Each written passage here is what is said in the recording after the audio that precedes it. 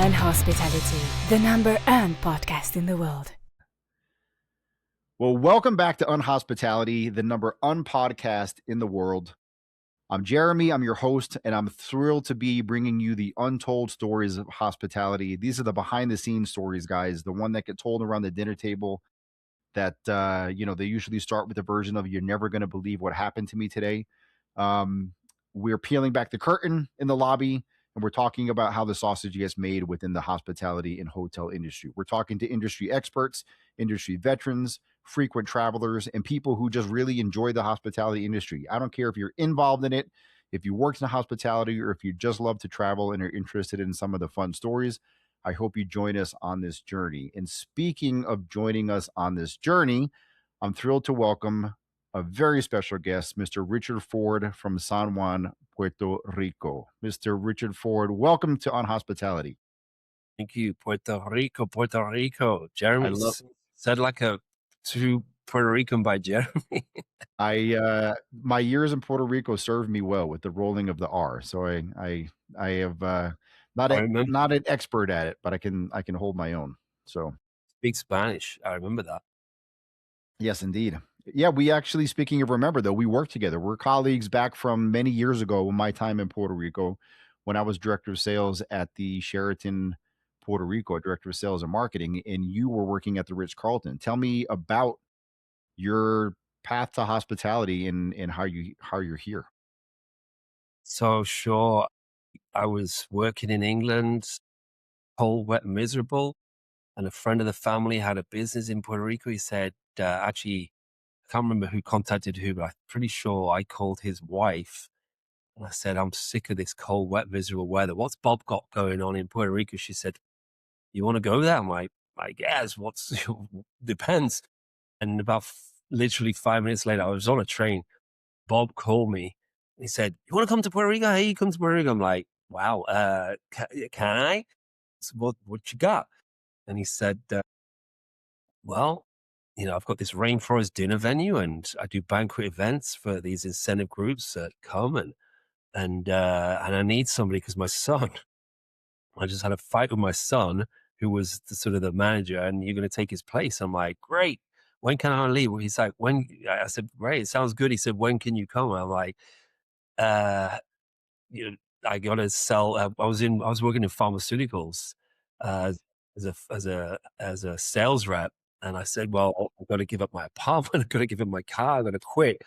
And I have, pharmaceutical reps have all this paraphernalia and I got to give that back too. And he said, great, see you last week. And I literally, within a few days, I'd got that out the way and I was on a flight to San Juan, Puerto Rico. And he literally, I did not, honestly, I thought Puerto Rico was in the northeast corner of South America, French Guiana, Suriname, and Puerto Rico, right? There's like, I'm sure there's 3 small countries there. But when I'm in the flight and I'm looking in the magazine, there's a map always in the back of the, and I'm like, I can't freaking find Puerto Rico. What? I swear to This God. is hilarious. So you're uprooting your life, you're moving to a place, you don't even know where it is on the map. That's hilarious. I found it. Well, actually, I had neighbors in England who had been engineers working on big projects in Dominica, which I thought was Dominican Republic. Right. And I'd heard their stories. Easy And mistake. That's an easy, for the outsider, that's an easy mistake to make. Dominica for Dominican Republic. yeah, so I assumed the Dominican Republic, but I found on the map Puerto Rico between Dominican Republic and Virgin Islands, which I knew about because of Richard Branson. And I'm like, wow, this is better. Caribbean, right? And I landed. Uncle Bob, not my real uncle, but very close friend of the family, picked me up and big SUV, coming out of San Juan Airport, hot, humid, windows down. Oh my God, done deal. How long I got here is like, Sold. yeah, and that was it. And he was my mentor for a few years, and that's what got me into the hospitality business. So I was in pharmaceuticals and into straight into hospitality. So you almost fell into it. I mean, you're rainy weather pharmaceutical salesman to sunny weather hospitality, uh, uh, representative now, doing meetings and events. You're helping to put on incentive trips. What was the actual job that you were doing when you first started? So yeah, he had a rented rainforest dinner venue, and at that time, all these big incentive insurance companies, banks, there was this unbridled budgets for these incentive programs, travel group programs, and they. This is all before Arthur Anderson, Enron, accounting scandals, etc. But it was a lot of money, and he was just totally cleaning up. And basically, to begin with, I was the gardener. I was just helping out in operations, really. I suppose, doing, setting up the events. And, you know, to give you an idea, he had a rainforest, 40 acres in the El Junque rainforest, a huge tent, 500 people, big banquet setup, buffet, reception area, banquet dinner area under the tent, and the setup was the guests would walk through the rainforest on arrival. We're Western Myanmar at the time, 15-minute drive away. The guests would be dropped in the bus. They'd walk the 5-minute tiki torchlit trail past the river, through the rainforest, Koki frogs singing away in the background, arrive in the reception area by the river, lovely, rum punch welcome, and they would then make their way through this little tunnel in a building to the big dinner setup. And I did, I helped set that up, and the sales girl left, Laura Lee. I don't know if I can mention I do this. remember. Yeah. Hi, Laura Lee. We're hello from She both of us. she was moving up in the world. I think I want to say she worked for um the same company as you did for a while. But anyway, Orly was she left, and I then went to job said, can you just go man the phone in the sales office because Laurel's moving on. And sure, Bob. And I mean, he had an Indiana Jones theme where I was the stuntman. I used to zip down from the tree during the reception to the music of Indiana Jones over the heads of the reception guests, up from this big tree right there in the middle. And I was, I did a lot of stuff. He paid me $150 for that. I remember that. Well, I was a stuntman. I dressed up in Indiana Jones garb. This is a cool theme that he had. And, and I would land on the roof, disappear from the guest view. And the idea was that suddenly the CEO would appear from the tunnel where they would then walk to the dinner. He would appear out there dressed in the same garb that I'd zipped down, to the Indian, and the seer would appear with a mic. Hey guys, don't ever ask me to do that again. And like, wow, that was you. And I swear to God, sometimes the CEOs are big guys. I stuff my shirt with a big pillow. That is hilarious. And I'd zip down, under the spotlight with my head sort of tilted so they couldn't see my face. And then this guy would, come out, the CEO would come out and say, all right, guys, and actually there's a big build up. They'd come out, the marketing VP of marketing, whatever, would come out. Hey, we've lost the CEO. Has anyone seen Mike? And then, hold on. Someone tell me, dun, da, da, da, da, dun, dun, da, da, da, da, dun, da, da, dun. And the spotlight would go up to the oh wait look guys, What a show. yeah. So I did that, and then I did the sales, so It's funny you mentioned Richard Branson, and for a quick second, I can actually see a little bit of resemblance there. But now that you talk about Indiana Jones, if you shaved a little bit, I could almost see a Harrison Ford resemblance there too. I don't know, man, Richard. don't You got say a. it. I think you might be in the wrong industry. You either got to be a business mogul or a Hollywood stuntman or I'll celebrity at take least. it. I'll take it. Yeah. Give me the money. Now you did this wonderful experience in the UK. You're taking care of groups that are coming in. You eventually found your way to the Ritz Carlton in San Juan. Is that correct? So it was the Dorado Beach Reserve, Ah, and okay. The big one. yeah, Well, they're both big. I don't mean to belittle the main Ritz Carlton, but the Ritz Carlton Reserve, this was the first in the Americas, right? It's a very upscale resort.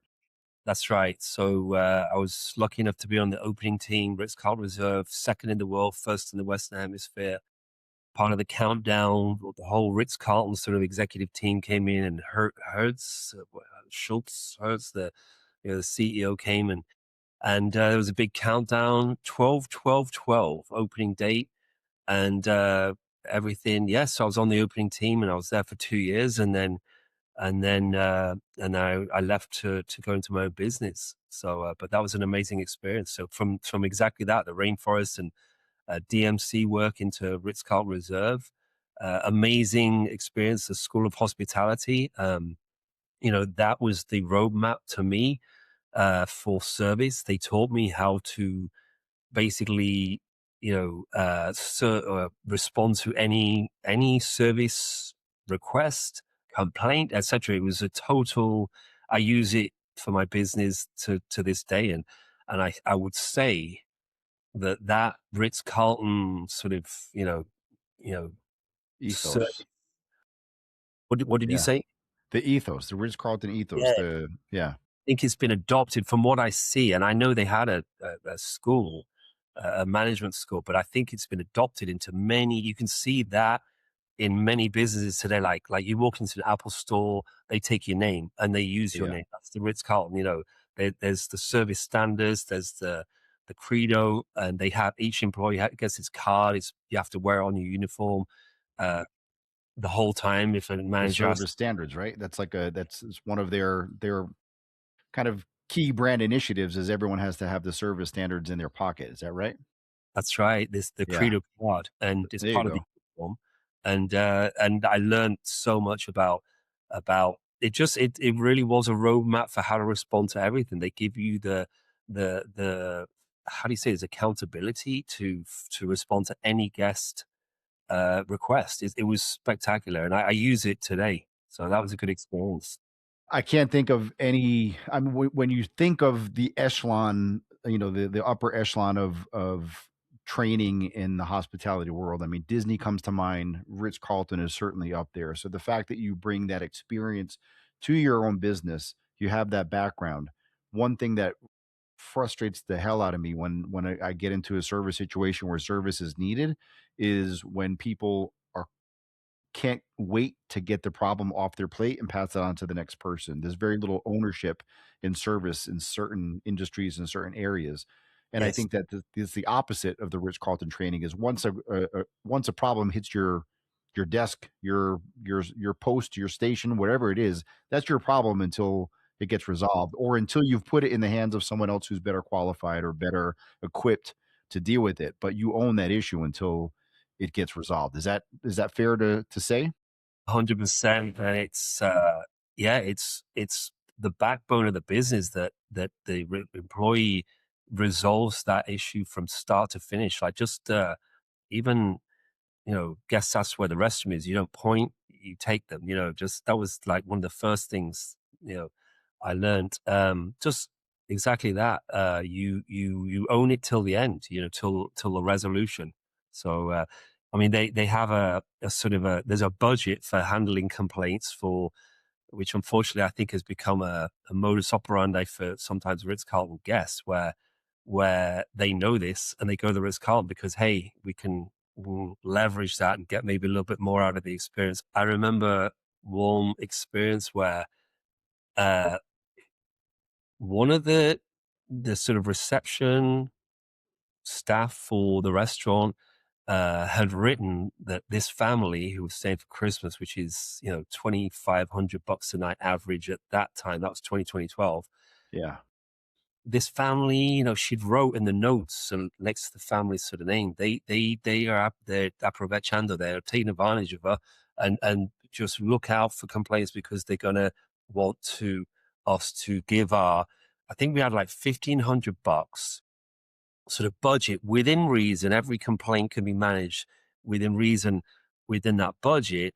That's what we got to handle the value of maybe it's a free room night, maybe it's a meal, maybe anything. to manage to turn around this opportunity, to create this opportunity. So hold on. So each employee was empowered with a certain amount of let's say capital within the hotel, whether that be a soft concession or actually cash to give based Yes. upon the degree of the complaint and how upset the guest was. Is that what I'm understanding? Yeah, Wow. yeah, and it was obviously, everything subjective to the complaint, the size of the problem, but this is your limit, and you don't have to ask a manager to do it. You are empowered to do that, to spend that, to give that credit, to give that, freebie at wherever. And unfortunately, this girl had written it, and the guests arrived for dinner, and I guess she wasn't minding the station. They read that she had written that. They read the notes. No. Big problem, yeah, and I remember that sort of exploded in the GM's face because then he has to deal with that. Imagine. So they see this, they see that the lady is empowered to give $1,500 and they start inventing complaints to try and get to take advantage of it. Is that what you're Well, saying? no, she had written in the notes by the family, "These guys know about our whole thing." For them, it's a modus operandi when they come to risk. Ah, okay, okay. So that she had essentially she was onto their game. She written it down, and then the guests actually saw that. Oh shit. Okay, I get it. I don't know if they took a picture of that or how they complained about it, but then that exploded. That is a funny story. Oh my god. So they were essentially called out on a piece of paper by one of the attendees there. So they were like, "We know these people are coming. They're going to try and pull a fast one on us," and they saw that. Wow, that's crazy. Horrible. That's crazy. There's a training about it. They said, you know what? Well, the Ritz-Carlton relies on the engagement of the guest. First of all, the employee engagement, and then secondly, the guest engagement. But without employee engagement, there is no guest engagement. The employees are going to be happy, fed, looked after, paid well, happy with the manager, and then comes because then they engage with the guests, and the guest engagement is, and with guest engagement comes the freeing up of the wallet. And only and so so I did timeshare sales from Wyndham Realmar as well. It's in the same theme, but so the idea was to get the guest out of their uh, reptilian brain, which is emotionally engaged, and they're emotionally engaged when they make a friend with an employee. Because really, a hotel experience typically can be, usually is check in and never see anyone again unless you eat at the restaurant. You might not interact with anybody Yeah. stay. I mean, obviously, pool, beach people, beach stuff. So, but the point was, everybody is trying to get engaged with the guests, and when they're engaged with the guest gets really relaxed. They make a friend. They want to come back year after year, and guess. But the main thing is they suddenly don't hold back. Wow, this is going to be a great stay with my family, and then they start to spend. And you know what? It's fine. We'll go to that restaurant. We'll take that tour because they're just totally engaged with the experience, and that's the risk. That was, from what I understand, the Ritz-Carlton business plan. It's like guest engagement equals spending lots of money in our hotel. Simple as that. Imagine. We talk about how the sausage is made, and that's a fantastic behind the scenes look at the training and how, obviously there's a financial benefit to it, but the idea that you're making the guests comfortable to feel comfortable to even spend their own money at the place, and for you as to feel empowered as an employee. I think we mentioned earlier you're empowered to actually give money if the case merited it, but Yeah. the idea is to make them feel comfortable where they're not the opposite's true. They're giving you money, obviously, and more comfortable spending in an environment where they feel like they're among friends. That's pretty. Right. It's an interesting insight. Yeah. It was a good experience. I like to think that I apply that, to my business today. So, but yeah, spectacular experience. So, Richard, you mentioned something that brought up a memory to me. You talked about, you don't just point to the bathroom, you walk them there, right? I right. remember when I was director of sales and marketing at the Sheraton, we had Andre Agassi in house, Oh, and wow. he was there for a promotional event. And there were a few other celebrities that were there for this particular event they were doing. But I'll never forget, he was in the lobby and I was there to greet him, make sure everything was okay with his stay, he was comfortable, etc. And he said, where's the men's room? And of course, it's just this way. And so I started to walk with him. It was clear on the other side of the lobby. And as I continued to walk, how was your stay? Everything okay? Very brief banter back and forth. It was not a deep conversation, just making sure he was okay.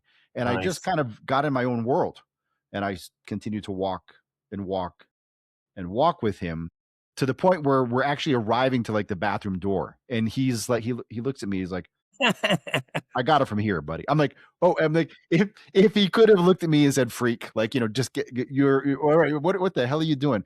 I just remember this feeling of like, of course, yes, of course. There's the door. Sorry, it was this moment of just 10 seconds of being in my own world where it made the situation quite awkward for the I walk think to the bathroom with Andre Agassi. there's a point where it's true. Where do you stop? Where do you just point and say, "That's it, you got it from here"? It was And kind of it's like I got it from here, bud. I got. I don't need any help inside the bathroom. so I'm British, and there's a show about being British and how it causes all kinds of problems when we travel. Like, for example, happened to be in DC. I remember Brits like to hold the door open for people. But there's a point where people, you like, where do you see someone coming to the door? It's a long corridor. Where do you just let it slam in their face? I mean, what point is it kind of, what's the word? Is it good manners and what happens is then people see you holding the door and they start running. You're like, well, it's okay. You don't have to run. It's like, counter, it's like a double whammy because then then you're inconvenienced then because they're going to speed up because you trying to just be British and hold the door open for these people, trying to be polite. That's hilarious. It's what do you call that? Compromise, a sort of a part of being British in America. Where does the line from being courteous to being to overdoing it? I guess Yeah. where do you Cause, cross that line? And causing causing the inconvenience exactly for someone else, right? With the exactly. intention of being convenient, you're making it inconvenient for others Yeah. around you. That's Yeah. interesting. It's a legit question for a Brit. Sure, sure. Richard, you've done amazing work within DMC work, which is destination management companies. They put on the parties and essentially um, make the experience in a destination a robust experience where you're really getting to know the place that you're in, cultural touch points, the food, the culture, the environment, really a sense of place, I guess is the word. Tell me about some of the team building events you've done. You mentioned to me before the podcast that you've got a pretty funny team building story that went sideways pretty quickly and you had to turn it around. Tell me about that experience and what happened. So what happened was I was at a family birthday party in San Juan, Guaynabo, in my neighborhood, and without naming who it was, well, he was related to the governor at the time, and he said I'd done a team building for him in the rainforest many years before, and he was at this point still with Coors Light, and now he's with Monster for South America. And he said, "Can you go to Florida because we have a meeting and I'd love to do a team building?" I said, "Yes."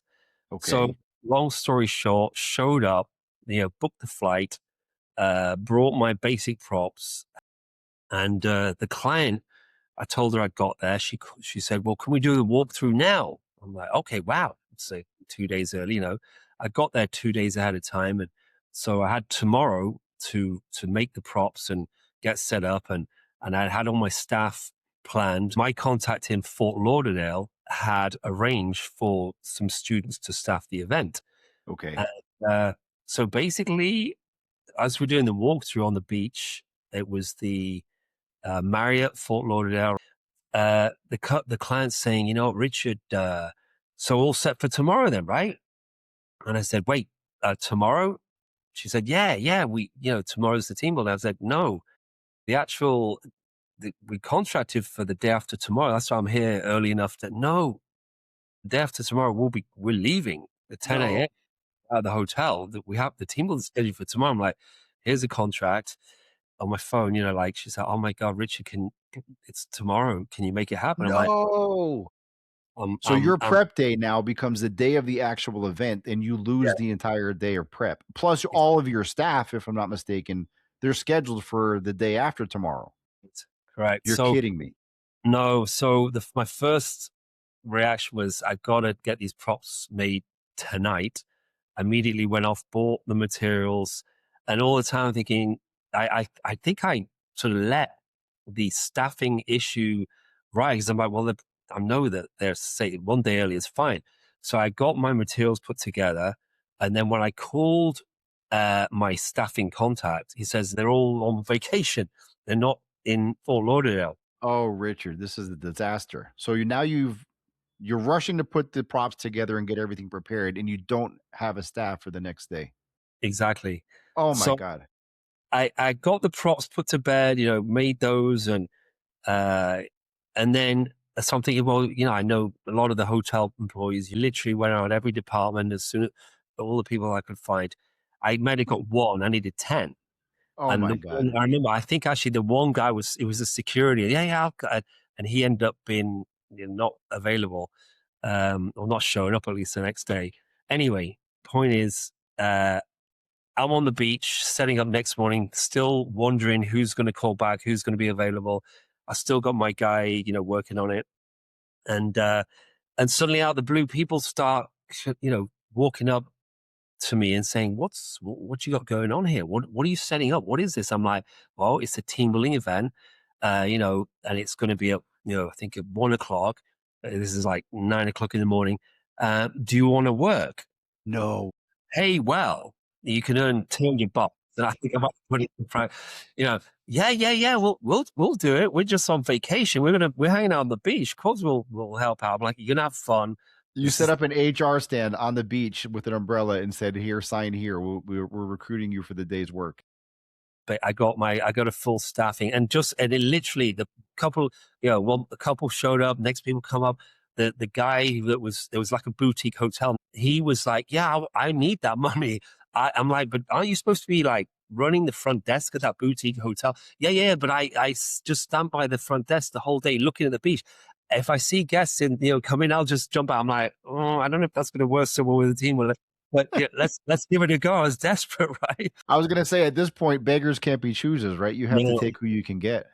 no. So happy to report it was a great success. The group, the teams had a blast. And at the end, I remember the client came up to Did me and they said, did they let on to the client? I mean, the people who were actually doing the team building know any different? it went well. And at the end, the customer, the guy, my guy from Puerto Rico, he said to me, wow, these guys, your staff are great. Where'd you find them all? Like, how long have they been working with you for? I can't believe it. I'm like, thank you. I didn't want to Yeah, tell. don't answer that question. Yeah, just Actually, I have more. smile and wave. Smile and wave. I'm glad you were happy, sir. Richard, you obviously this is a great team building story. You actually wrote a book around team building, why everyone hates team building, and how it can double your group's productivity there. That's the subtitle there. So tell me, why do people hate team building? Why did you write the book, and what kind of message you want to express with the book?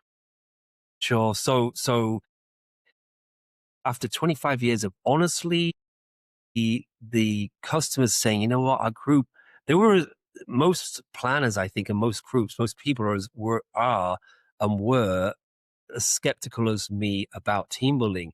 And having learned a little bit about it from Bob, and I saw all the ones that worked, all the ones that didn't, and I just thought this is a selection of team building events. I always do 10 of 20. These are the best 20, and these are the 10 that I strongly recommend. And at the end of the events, the customer will always come to me, always, this is the best team we've ever done. Our group usually hates team building, but they love this one. And after literally, I mean, honestly, the last few years of hearing that so much, I thought I got something here. I got something to share. People tell me, why are you going to give away the secret, what you do? And I'm like, yeah, scarcity versus abundance mentality. You know what? These days, I think in certainly in marketing, in sales, in businesses, you give and ye shall receive, right?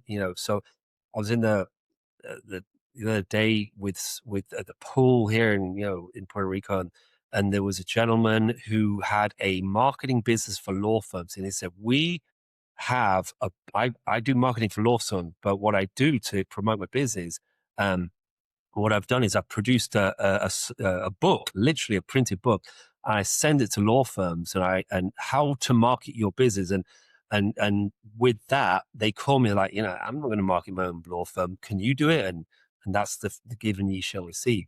So Interesting. it's basically to get if I die tomorrow, my whatever I'm doing right disappears. At least I got it on, I got it written down. I mean, if anybody that wants to do a team building right, that book is the fail safe guide on how to run a team building that will not suck. How to do it right. Well, you So raise a very interesting point, though. I think people hear team building and it's a little kitschy. It's kind of, the corporate, people roll their eyes, I think. Oh, okay, the trust me exercises or whatever. Boil it down to just a few tips or tricks or sentences you can think of. What gets people over that hurdle to kind of buy into the idea of team building to end up at the end of the day saying that was a phenomenal event? What is it that, or perhaps how do you facilitate that to make people comfortable in an environment to give way to the learnings of a team building event? that is a great question. Basically, the long and the short of it is you know, don't force fun. What I believe it comes down to is laying down the gauntlet from the start of these challenges, these fun challenges. Have a staff that man of each of these events, and they take and really after 5 to 10 minute briefing to the group, I tell them the number one objective is to have fun. The number two is to win, and usually it's competitive corporate people, mostly salespeople. They're extremely competitive. When I say that, they're like, what? We can win? They want to kill each other The to win. gauntlet has been thrown. Don't kill each other, but at the end, there's a $5 prize for the winning team. But no, we just want to win. We don't care about the prize. And that's the kind of I would say of all the things. And I'm not going to wax lyrically about how I think I do it well, but I do think I do it well. But I definitely I lay down the gauntlet at the start. My customers and their internal clients, the teams, they just rise to it. They go for it, and most of the groups come, January to sort of June, so 6 months of folks that are used to the cold suddenly come to the tropics, and you got to keep it short. So it's like within 2 hours I do it. And I think that's the focus. That's the idea. Keep it focused into this very, condensed experience, and it seems to work. So people foster working relationships into the future just because of this experience that they've had. And I swear by it. I've seen it. It works so much, so that's basically, that's what I do. It's amazing how a 2 hour window can bring people close enough and you learn the strengths and weaknesses of the people around you to carry forward into the office, into whatever your work is that you put your hand to every single day. Those critical 2 hours, can have huge dividends and huge payoffs into the future. And Richard, it's not lost on me, by the way, as you talk about team building within 2 hours.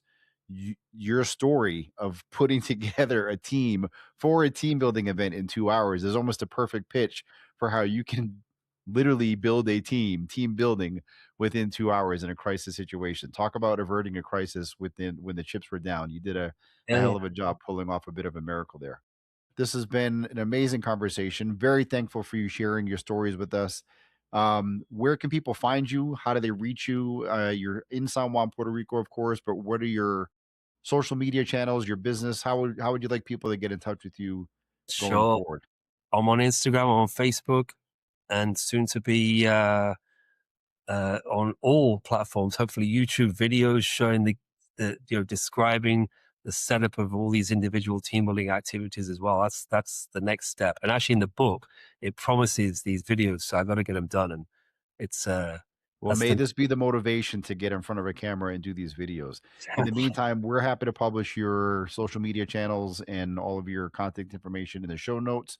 So, thank guys, you. if you're listening, watching, check the show notes to get in touch with Richard for your team building events in Puerto Rico or even in South Florida. And if you don't have a staff for the team building event, he can put it together in 2 hours. Just ask him. Exactly. Richard, thank you so much for your time. I really appreciate you coming on to Unhospitality. We are the number one podcast in the world. Thanks for following along, guys, and we'll see you on the next episode here at Unhospitality. Until next time, safe travels.